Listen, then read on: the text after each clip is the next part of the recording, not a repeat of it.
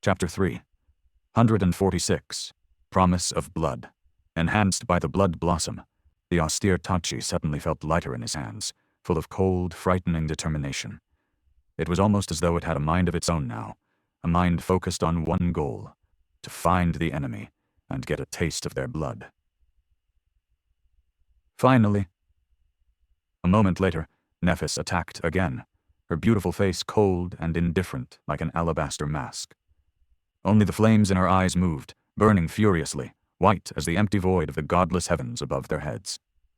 Ah! Sunny gritted his teeth and moved to meet her. Their blades clashed once again.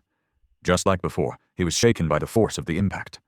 Only now, he had managed to intercept her strike a fraction of a second faster. It was as though the midnight shard was ever so slightly pulling his hand, making it move with a bit more speed, aim a little better, withstand the pressure of the strikes with a subtly less strain. In the next few seconds, that change had become more apparent. Before, he had no chance to launch an offense. Changing Star was reveling in her flowing and unpredictable battle style, her every movement oppressive and unpredictable. This unpredictability alone made him wary of committing to an attack. Nut. Of course, Sunny was using the same style, but even though he had mastered it to an admirable degree, his technique was by no means equal to that of Changing Star. What was worse, she knew it far better than him, so his moves could potentially be predicted with terrifying ease. The only reason why Sunny was still on his feet was because of the elements of the Saint's grounded style that he had incorporated into his own. Measured and precise, but also capable of explosive counterattacks, it allowed him to both defend against Neff's ruthless assault and restrain her to a certain degree, using the threat of a sudden reversal to keep her from going all out. More importantly, she was less familiar with that style, which allowed him to diminish the predictability of his movements. And now, with the help of the blood blossom, Sunny was able to resist Nephis more efficiently, even if it was just by a tiny amount.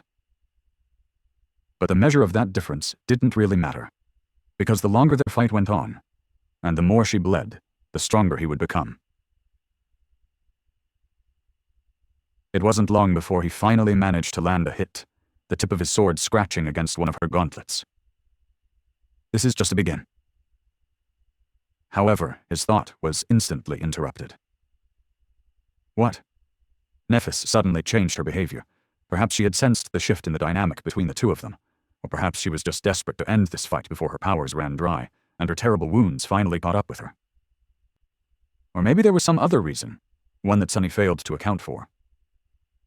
But regardless of it, Neph suddenly abandoned her previous calculated attack pattern and instead descended on him in a rain of deadly steel, her defense crumbling and leaving her open to retaliation.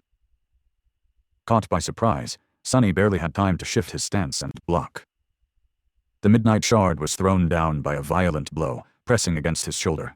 The silver longsword slid across its length and scratched against the guard of the Tachi, mere centimeters away from Sunny's throat. For a few heartbeats, the two of them struggled desperately, trying to overpower the enemy. Their bodies were so close that Sunny could feel Neph's breath on his cheek, as well as the heat radiating from her skin. Damn it! She was just stronger. So much stronger. Little by little, her sword angled forward, and then bit into his skin, blood flowing on its silver blade. With an angry growl, Sunny let go of the hilt of the midnight shard with one hand. His fist shot toward Changing Star's body, the ghostly stiletto appearing in it at the last moment. But, of course, Nephis had anticipated that. She twisted her torso, allowing the moonlight shard to leave a deep but harmless scratch on her breastplate. In doing so, she had to relieve pressure on the Tachi, allowing Sunny to push her sword away from his neck. But before he could jump back, Neph finished her attack by delivering a devastating blow to his head with the pommel of her sword. Disoriented, Sunny staggered back.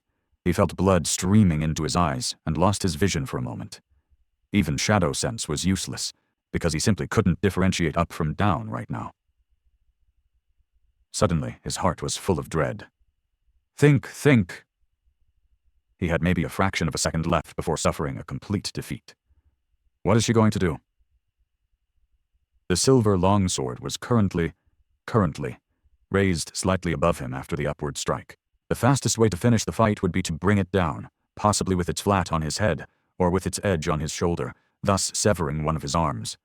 Yes, the second option was the easiest to execute, and the most advantageous. But it was Nephis he was thinking about. What would she do? Faced with the choice of protecting his head or his shoulder, Sunny instinctively threw the midnight shard up to block a vertical blow aimed at his skull. His body moved on its own, following the memory of countless hours of training. Thanks to that, he was able to perform the block, even in this stunned state. His judgment was correct. The Tachi collided against Changing Star's sword and was thrown aside, but thanks to that, the strike missed his head completely. Instead, it fell on his clavicle and bit deep into his flesh, scraping against bone. Sunny's world exploded with pain. But instead of letting it overpower him, he leaned forward and caught Neff's hand in a trap, entangling it with his own. Then he drove the midnight shard forward and felt it pierce soft flesh. Nephis shrieked, her voice full of agony and shock. Then, she pushed him away. Sunny fell to the ground. Damn, this hurts! Regaining some semblance of control over his mind, he raised a hand and wiped the blood away from his eyes.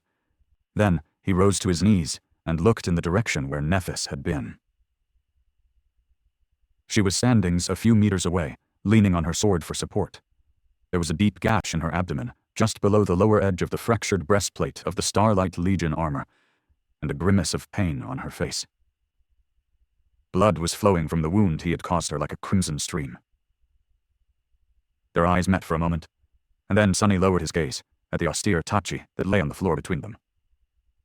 In all the mayhem, he had lost his sword.